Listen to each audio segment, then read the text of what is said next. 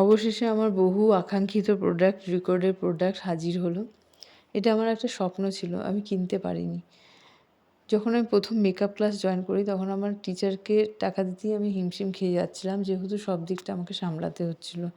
শুধু একটাই সুযোগ ছিল যে ছেলে দুটোকে দেখার জন্য আমার হাসব্যান্ড ছিল, যেটা আগে কোনোদিনই পাইনি। তাই জন্যই এত দেরি হয়ে গেল সব কিছু।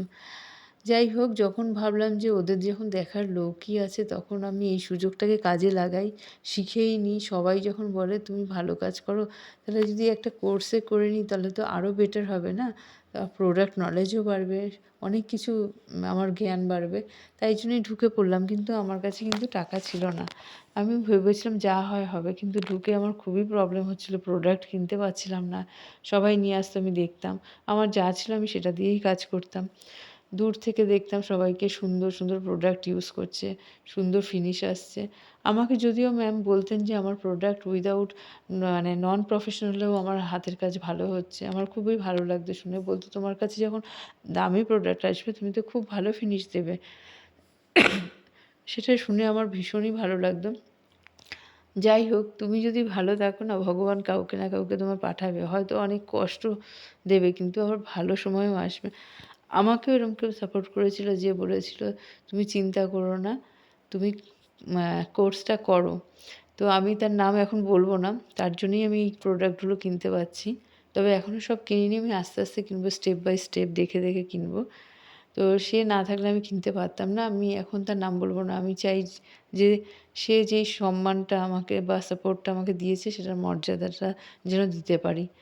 যাই হোক, যেহেতু কম্পিটিশনের মার্কেট, যেখানে এক্সে ওয়ার্কার এক মডেল সাজাচ্ছে সবাই, আর প্রোডাক্ট নলেজ, প্রোডাক্টের রেঞ্জ প্রচুর, প্রচুর পরিমাণে রাখছে, সেখানে সত্যি আমাদের মতো চুনোপুঁটিদের এগোনোটা অনেকটাই টাফ।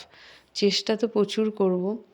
জানি না, এখন যেহেতু মডেল শ্যুটের যুগ না, শ্যুটেই সবাই মানে কাস্টমার পায়, যেটা অনেকটা ভুলও। শুধু শ্যুটের উপর ডিপেন্ড করবেন না, হাতের কাজটাও দেখবেন কাছ থেকে। অনেক সময় দেখা যায় যে শ্যুটগুলো খুব ভালো হয়, তার রিয়েল কাজ ভালো হয় না। তো শ্যুটের পিছনে ছুটবেন না। আমার ক্লাসে আমি এরকম অনেক মেয়েকে দেখি যারা সত্যি বিগিনার হয়েও এত ভালো ফিনিশ দেয় না, এত ভালো কাজ করে। হয়তো এই মেয়েটার কাছে কোনো কাস্টমার আসবে না, যেহেতু এ মডেল শ্যুট করায়নি। এ ক্যামেরাম্যান ভাড়া করে সুন্দর, সুন্দর এডিট করা ফটো ছাড়ে না। এইরকমই হয়, বুঝলেন? দুনিয়াটাই এরকম। তাও চেষ্টা করতে হবে, পিছিয়ে থাকলে হবে না। যেই ব্যাপারে আমি বলছিলাম, রিকর্ডের প্রোডাক্ট দুটো কাজল কিনেছিলাম, ভীষণই ভালো, স্মুথ একদম, মানে না ধরলে এগুলো বিশ্বাস করবে না, জাস্ট ম্যাজিক, ম্যাজিক মনে হচ্ছিল আমার। আর দুটো ফাউন্ডেশন কিনেছিলাম, একটা ডার্কের কমপ্লেক্সনের, একটা ফেয়ার কমপ্লেক্সনের। মিডিয়ামটা কিনিনি, দুটো মিক্স আপ করে মিডিয়াম হয়ে যাবে। তবুও আমার কেনার ইচ্ছে আছে, পরবর্তীকালে যা হবে দেখা যাবে। শুরু তো করে দিই। বিগিনারদের কাছে একটা ভীষণ চ্যালেঞ্জ আর ভয়ের ব্যাপার থাকে যে এতগুলো প্রোডাক্ট আমি কিনলাম এত টাকা দিয়ে, সেগুলোর পয়সা উঠবে তো? আর একটা নির্দিষ্ট টাইম মতো এক্সপায়ার করে যায়, সেটা একটা ভীষণ বড় ভয়। তো জানি না, আমি সব কিছুই ভগবানের উপরে ছেড়ে দিচ্ছি, কী হবে সেই জানে। চেষ্টা আমি করে যাব। একটা সমস্যা আমার ক্ষেত্রে যেটা হয় সেটা হচ্ছে টাইম দেওয়াটা। এক্ষেত্রে না, মডেল শ্যুট বা ফটোশ্যুট যতটা বেশি করবে ততটা বেশি কাস্টমার অ্যাট্রাক্ট হবে। তুমি যতই ভালো কাজ জানো, এখন দেখাবার যুগ, দেখাতে পারলেই তারা বুঝবে, নাহলে বুঝবে না।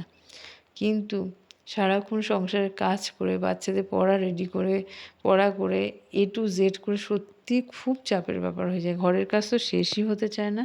তারপর ছেলেদের এই এসএমএস, একটার পর একটা এসএমএস আসতে থাকে, প্রজেক্ট এলো, হোমওয়ার্ক এলো, যেটা করে আনিনি সেটা তোলো, যেটা টুকে আনিনি সেটা করো, মানে শেষ নেই। মানে পাগল করে দেওয়ার মতো। তার দুটো বাচ্চা থাকলে তো আরও। আমি সত্যিই জানি না যে আমি কী করব, তবে চেষ্টা করব। সাকসেস কবে আসবে আমি জানি না। আমি চেষ্টা করে চলেছি অনেক আগে থেকে। এখনও স্ট্রাগল করছি। আমি জানি না সেই দিনটা আমার জীবনে আদৌ আসবে কি না। তবুও হার মানি না। লড়াই চলছে আমার জীবনে। লড়াই করব। এই দেখো, লিপস্টিকের শেডগুলো ভীষণই ভালো। ছোট, ছোটোর মধ্যে করেছে। মানে ব্র্যান্ডেড রেখে জিনিসটাকে অনেকগুলো রেঞ্জের মধ্যে রেখেছি যাতে সবাই করতে পারে বা কিনতে পারে। মানে সবকটা কালার যাতে ইউজ করতে পারে। একটাই যেখানে হাই-ফাই দাম হয় সেখানে ওরা ছোট, ছোট সব নিতে পারার মতো একটা দাম রেখেছে। সত্যি রিজনেবল প্রাইসের মধ্যে ভীষণ ভালো প্রোডাক্ট। মানে অন্যান্য ব্র্যান্ডেড কোম্পানির ফিনিশ দিচ্ছে অথচ দামটা কিন্তু ঠিকঠাক একদম পারফেক্ট, যেটা কারোর গায়ে লাগবে না। আমি আবার একটা কালার পরে দেখছিলাম, দেখো কি মিষ্টি লাগছে, এক একটু নুডের উপরে ছিল। এই হচ্ছে আমার প্রোডাক্ট রেঞ্জ যেটা আমি কিনেছিলাম। আগেও একবার অর্ডার করেছিলাম যেটাতে ছিল গ্রিপ প্রাইমার আর গ্রিপ স্প্রেটা ছিল, ওটাও অসাধারণ। মানে মেকআপ ইধার উধার একদম হিলবেই না। তো আরও অর্ডার দিয়েছি, আমি স্টেপ বাই স্টেপ কিনতে চাই, কেননা আমার সব দিকটা আমাকে দেখে আমাকে নাবতে হয়। আমার এরকম হিউজ অ্যামাউন্টের টাকা নেই যেটা দিয়ে আমি করব, খুবই কষ্ট করে করছি। জার্নিটা ভীষণই আমার টাফ, ছোটোবেলা থেকে জার্নিটা আমার খুবই টাফ।